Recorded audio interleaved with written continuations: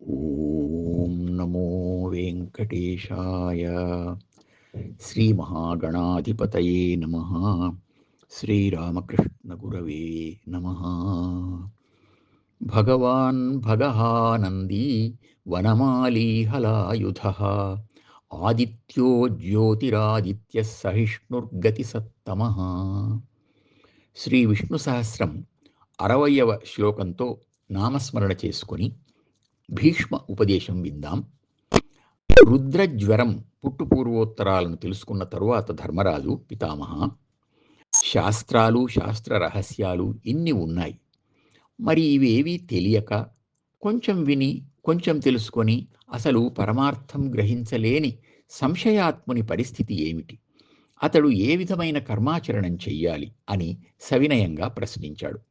దానికి ఆ మహామేధావి భీష్ముడు ఇలా సమాధానం చెప్పాడు. గురు శుశ్రూష, వృద్ధ సేవ, జ్ఞానశ్రవణం ఇవి తప్పకుండా చెయ్యాలి.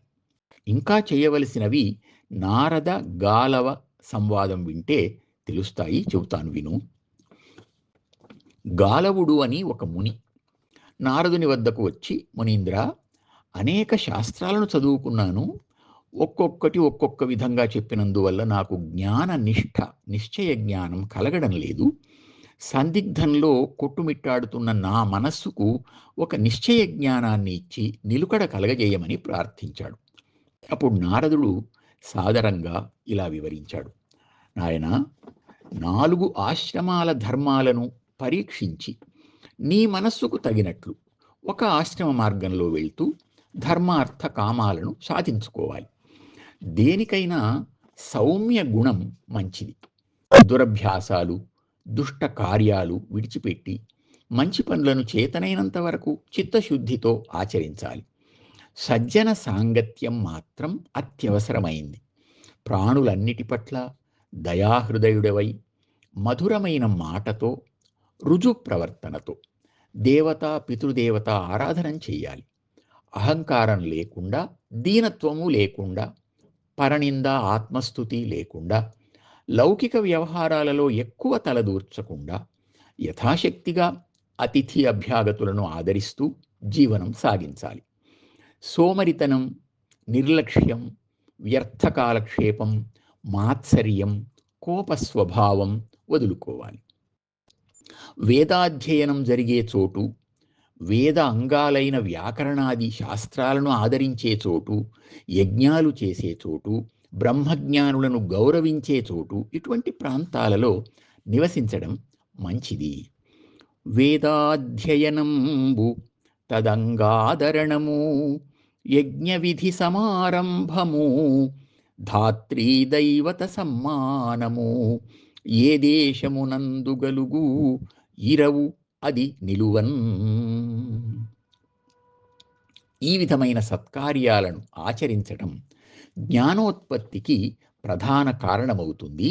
నీవు అధర్మం చేయకూడదు అని అనుకుంటున్నావు కనుక నీ సత్సంకల్పమే నీకు జ్ఞానాన్నిస్తుంది అని నారదుడు ఉపదేశించాడు అని భీష్ముడు చెప్పగా, ధర్మరాజు చాలా సంతోషించి, మరి నా వంటి వాడు ఈ ప్రపంచ సాంగత్య పాశాలను ఏ విధంగా తెంచుకోగలడు అని సుసూక్ష్మంగా ఎక్కడో నిరాశ ధ్వనిస్తూ ఉండగా ఆత్మీయంగా అడిగాడు.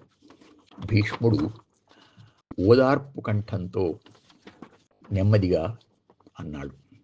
నాయన, నీవడిగినట్లుగానే పూర్వం సగర చక్రవర్తి అరిష్టనేమి అనే మునీశ్వరుణ్ణి అడిగాడు. ఆ మహాత్ముడు ప్రేమతో చెప్పిన సౌమ్య వాక్యాలు చెబుతాను, శ్రద్ధగా విను. అవి నీ మనస్సును కూడా చల్లబరుస్తాయి. ఆయన చెప్పాడు, ధన ధాన్య పశు భార్యాపుత్రాదుల సందడిలో పడి మనస్సు ఆందోళన పడుతూ ఉంటే ముక్తి మార్గం ముందుకు సాగదు. నిబ్బరంగా ఏకాంత ప్రదేశానికి వెళ్ళాలి.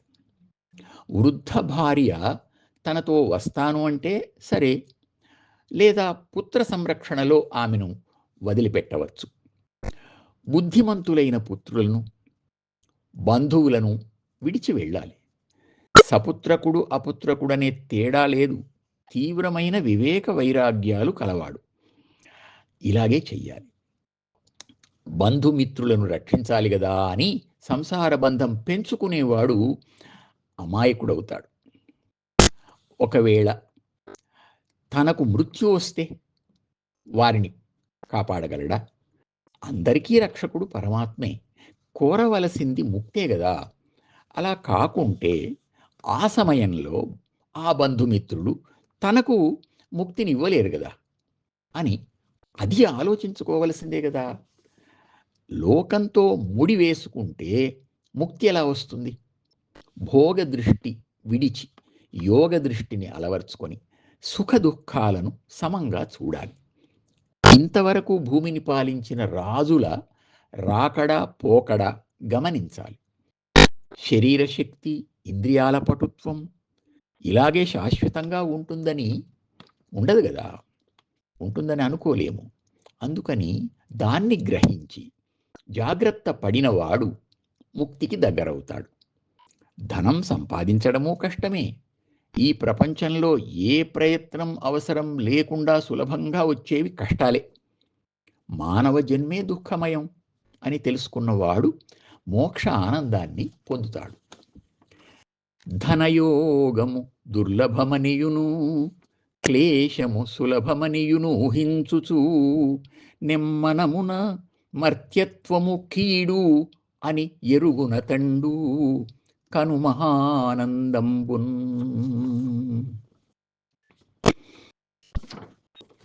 అందువల్ల గృహస్థ వ్యవహారంలో అతి లౌల్యం, అతి ఆసక్తి విడిచి ప్రజారక్షణే రాజుకు ప్రథమ కర్తవ్యం గనక దాన్ని సమర్థంగా నిర్వహించు. దాంతో నీకు సులభంగా కైవల్యం లభిస్తుంది అని అరిష్టనేమి బోధించగా, సగర చక్రవర్తి జ్ఞాని అయి క్రమశిక్షణతో ప్రజలను రక్షించాడు. ధర్మనందన, నీవు కూడా ఆ మార్గంలోనే నడిచి ప్రజారంజకుడవై అభ్యుదయ శ్రేయస్సులను పొందుదువుగాక అని భీష్మ పితామహుడు ఆశీర్వదించాడు. ఓం నమో వెంకటేశాయ.